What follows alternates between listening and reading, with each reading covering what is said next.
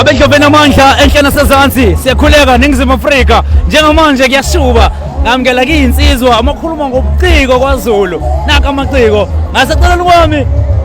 ngizoqala ngikhuleke enkosini yesizwe awu MC Khojo mfethu yaphela sakamnikazi awusakhuleka siyabonga mfethu siyabonga kakhulu ukuthi namhlanje nisondezile eduzane siwumndeni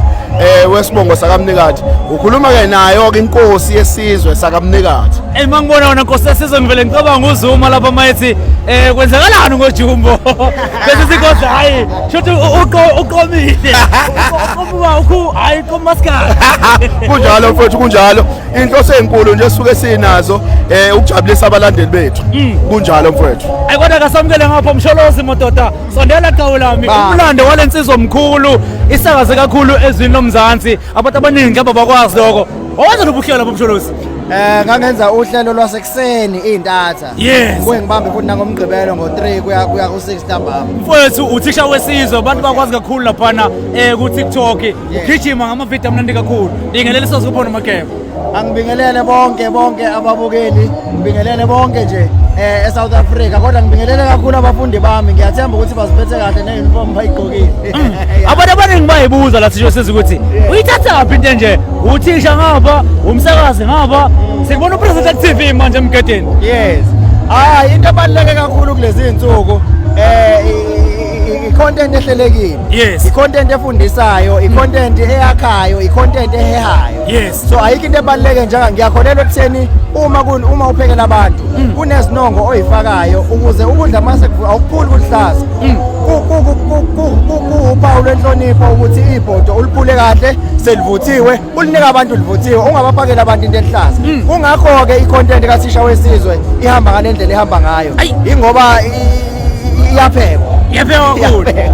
asibe ngapha kwinkosi yesizwe sakamnikazi ngiyakhumbula kwakunyaka 2015 kune-Vodacom Imphesa umsakazo Ukhozi FM kuseshwa ithalente lomsakazi ongangena equalify kwakukhona uZimdola kwakukhona uThembeka Zondo kwakukhona nomnye umjilo kuthiwa uSibusiso but usakala nomnikazi wayekhona lapho ngicatho noma waphuma anganomtop 2 nomtop 3 kodwa khawo lami lapho engazwa khona ukuthi jikjela ngengene esibongaliso nkosi yesizwe nokunjalo mfowethu lento yeredo sayiqala kudala kakhulu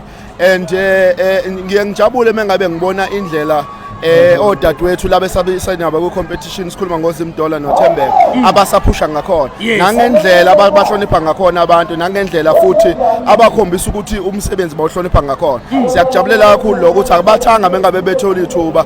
base bevele mhlambe beqhakambisa ngendlela engalungile siyakujabulela kakhulu ke lokho kodwa into enkulu kakhulu engiyijabulelayo ukuthi yabona kwesinye isikhathi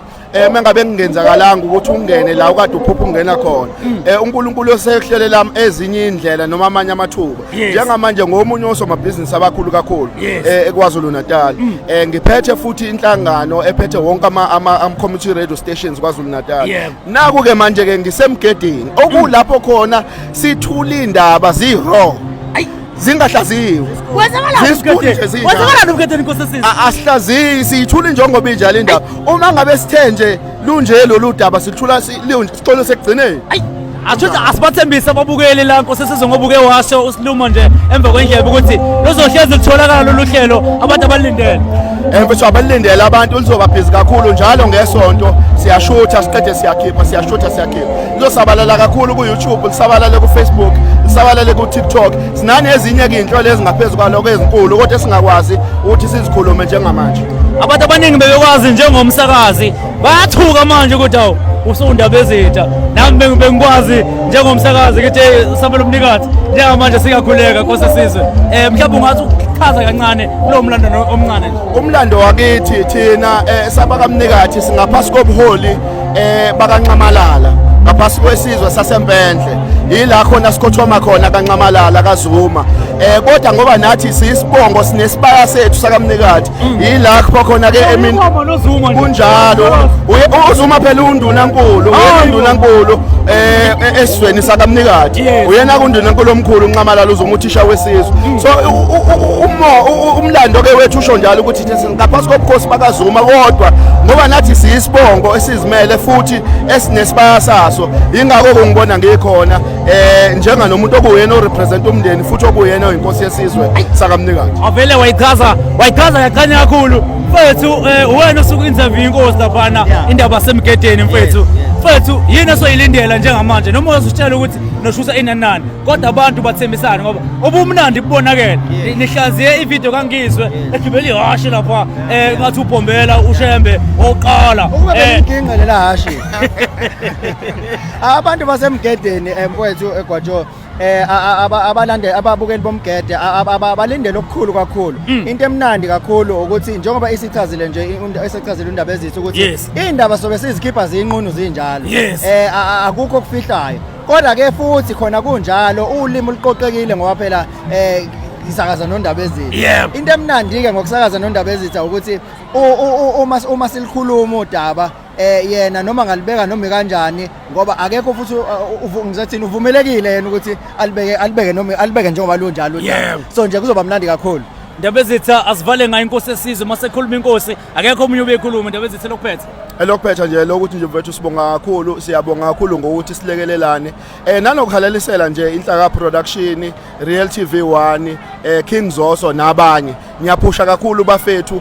nathi lo mkhakha esiwuthathayo ngoba sibonile ukuthi nazi izinsizwa besiphila nazo sizibona zikwenzile kwenzeka but ngiyabona futhi ukuthi la kuyakhona kiwa kude kakhulu uyazi ukuthi ngeke ngithi mina ngoba ngisemkhakheni webusiness sinikeze nje 5 years into mangabe usuyimplementile ukuthi kuzoba kwenzakalani hayi nizobe ninzima kakhulu bafethu. Siyathokoza kakhulu inkosi yesizwe. Mbukele ngasekhaya mina ngumzulu avungamisa uvala vala sekufala ngamakhanda amadoda nokwatshe uzikhundla khundla Hlaka Production Real TV1 okwethu sikunika ubumnandi